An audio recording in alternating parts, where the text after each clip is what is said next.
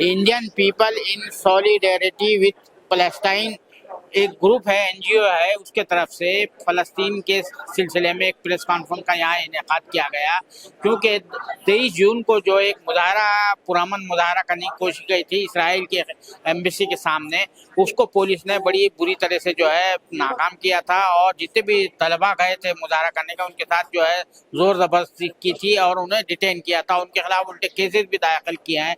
उसी हवाले से हमारे साथ बात करने के लिए मौजूद है प्रोफेसर नंदिता नारायण साहिबा, जो इस प्रेस कॉन्फ्रेंस में शामिल थी। प्रेस कॉन्फ्रेंस में पुलिस के हवाले से जो तफसीलात बताई गई है उसी पर हम सब बात करते हैं। ये जो पुलिस का रवैया है, जो जिस तरह से ट्रीट किया जा रहा है हमारे स्टूडेंट के साथ, जो भी पुरअमन फलस्तीन के हवाले से, इसको क्या किस तरह से आप ये कहें? नहीं, इसकी तो मैं निंदा करती हूँ, इसको कंडेम करती हूँ। ये झूठे केसेस भी लगा रहे हैं इनके खिलाफ।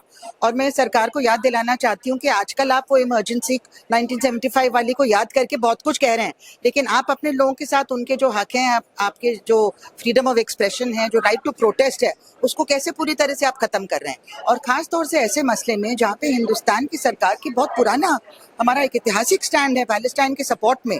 शुरू में 1948 में भी जब इजराइल बनाने की बात आ रही थी, आपने अपोज किया था, हमारी सरकार ने अपोज किया था, क्योंकि हम नहीं चाहते कि कॉलोनियल सेटलर्स एक देश पे कब्जा करें, क्योंकि हम भी इससे गुजरे हैं। हम विक्टिम रहे हैं कॉलोनियल इंपीरियलिस्ट एग्रेशन से और कॉलोनाइजेशन से। तो हम उनकी आज़ादी के लिए हम बात कर रहे थे। हम दुनिया में जहां भी ऐसा स्ट्रगल था, हम उनके साथ खड़े रहते थे।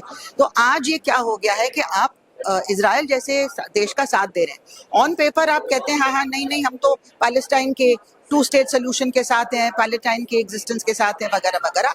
लेकिन एक्चुअल प्रैक्टिस में जब यूएन में रेजोल्यूशन सीज फायर का आता है, इस बर्बरता के खिलाफ जो गजा में चल रहा है, 60,000 लोग मारे जा चुके हैं, उसमें ज्यादातर महिलाएं और बच्चे। और अब उन्हीं को स्टार्वेशन पे ले आए हैं।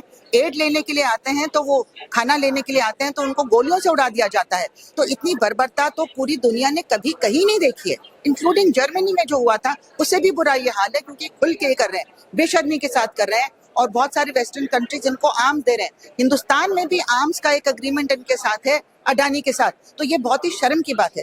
तो ये इस तरह से पैलेस्टाइन के ऊपर जो भी प्रोटेस्ट हो रहे हैं, उसको इस तरह से क्रश कर रहे हैं। इजराइल के एम्बेसडर दखल अंदाजी करते हैं और कंप्लेन करते हैं कि फलाना प्रोफेसर ने एक टॉक दिया एक यूनिवर्सिटी में पैलेस्टाइन इशू पे, और वो बहुत गलत था, वो नहीं होना चाहिए था। तो उनको शो कॉज नोटिस दे दिया सरकार ने। क्या इजराइल की सरकार हिंदुस्तान की सरकार को चला रही है? क्या मोसाद हमारे पुलिस को चला रहा है? हम ये सवाल पूछना चाहते हैं। हम क्या अपने इंडिपेंडेंट जजमेंट नहीं यूज कर सकते? तो आप क्यों रोक रहे हैं ये प्रोटेस्ट? ये हर नागरिक का हक है, और खास तौर से ऐसे मामले में जहाँ पे आपने खुद हमारा हिस्टोरिक स्टैंड रहा है। तो इसकी मैं निंदा करती हूँ। और हमने और जगह भी देखा है कि स्टूडेंट्स के ऊपर एफआईआर कर दिया और प्रोटेस्ट रोका। मुंबई में 17 जून को एक पैलेस्टाइन सॉलिडारिटी डे पूरे हिंदुस्तान में मनाया गया था। तो मुंबई में बहुत सारे सीनियर सिटीजन्स को उनको अरेस्ट करके उन्होंने डिटेन कर लिया और बहुत काफी देर बाद छोड़ा। तो किस तरह से ये रोकना चाह रहे हैं कि जैसे कि इनका अपना इशू, इसको एक कम्युनल एंगल भी देना चाह रहे हैं। मैं ये कहना चाहती हूँ साहब, ये कम्युनल मामला नहीं है, ये धार्मिक मामला नहीं है। क्योंकि पैलेस्टाइन में सिर्फ मुसलमान नहीं, पैलेस्टाइन जूज हैं, पैलेस्टाइन क्रिश्चियंस हैं, उन पे भी इक्वली ये बर्बरता हो रही है, उनका भी खाना डिनाया किया जा रहा है। और ज़ायनिज्म जो है वो एक कट्टरपंथी आपाथाइड स्टेट है, इजराइल ज़ायनिस्ट चला रहे हैं उसको। और हम यहाँ पे नहीं चाहते हैं कि आप इसको एक हिंदू मुस्लिम यहूदी के तौर पे देखें। देखिए कितने सारे इस्लामिक देश हैं, उन्होंने स्टैंड नहीं लिया क्योंकि वो इंपीरियलिस्ट के साथ बन गए, उनके दुम लग्गू बन गए। और ज्यादातर कुछ यूरोपियन कंट्रीज और कुछ अफ्रीकन कंट्रीज ने स्टैंड लिया है खुल के और लड़ाई में शामिल हुए हैं। इंटरनेशनल कोर्ट ऑफ जस्टिस ने इनको एक वॉर क्रिमिनल बताया है, नेतन्याहू को, और कहा है कि इनको अरेस्ट किया जाना चाहिए। लेकिन अमेरिका हर चीज को वीटो कर देता है। सबसे बुरी बात यह, अमेरिका तो अपना एक गुंडा चाहता है उस इलाके में, है ना, जो वहाँ पे ऑयल हड़पने में और जो मिनरल्स हड़पने में, जो रेयर अर्थ मिनरल्स हड़पने में उसकी मदद करे, तभी वो कब्जा चाहता है। तभी इराक को बर्बाद किया, सीरिया को बर्बाद किया, सारे देशों पर कब्जा कर रहा है। उसका तो ये इंटरेस्ट है ना। तो हमको अपनी अकल लगानी चाहिए, हमें इंसाफ पसंद देशों के साथ खड़ा होना चाहिए, नहीं तो हमारे साथ कोई नहीं खड़ा होगा। पहलगाम के बाद बहुत कम, कोई देश हमारे साथ क्यों नहीं आया? क्योंकि हमारे ऊपर कोई विश्वास नहीं करता है कि हम प्रिंसिपल स्टैंड लेंगे, हम सच बोलेंगे और प्रिंसिपल स्टैंड लेंगे। इसलिए हमें दोबारा से अपने प्रिंसिपल स्टैंड लेना चाहिए, इजराइल से नाता हमको खत्म करना चाहिए और बॉयकॉट, डाइवर्स, सैंक्शन की मूवमेंट में हमको हिस्सा लेना चाहिए, हिंदुस्तान की सरकार को हिस्सा लेना चाहिए। लेकिन आप जानती हैं कि जो हिंदुस्तान की सरकार है उस पर एक पर्टिकुलर आइडियोलॉजी का जो है तो असर है, इफेक्ट है, उसी के तहत काम कर रही है। अब मुश्किल तो यह है कि वो आइडियोलॉजी जो है वो ब्रिटिश हुकूमत के कहने पे इन्होंने हिंदुस्तान में फिरका परस्ती फैलाई। ये 1925 से पहले से फैलाई गई। 1857 के बाद ब्रिटिश सरकार ने तय किया कि हिंदू और मुसलमानों को आपस में लड़ाना है, नहीं तो हम देश पे हुकूमत नहीं कर पाएंगे। तो उन्होंने इस तरह की हिस्ट्री भी इस तरह से लिखी, कम्युनल हिस्ट्री पूरी बना दी उसको, और ऐसे ग्रुप्स को कल्टिवेट किया जो उनकी गुलामी में हिंदुस्तान में उन्होंने ये नफरत फैलाई ताकि हमारी रेजिस्टेंस, हमारा इंडिपेंडेंस मूवमेंट कमजोर हो। वो तो पूरी हिस्ट्री में साफ जाहिर है।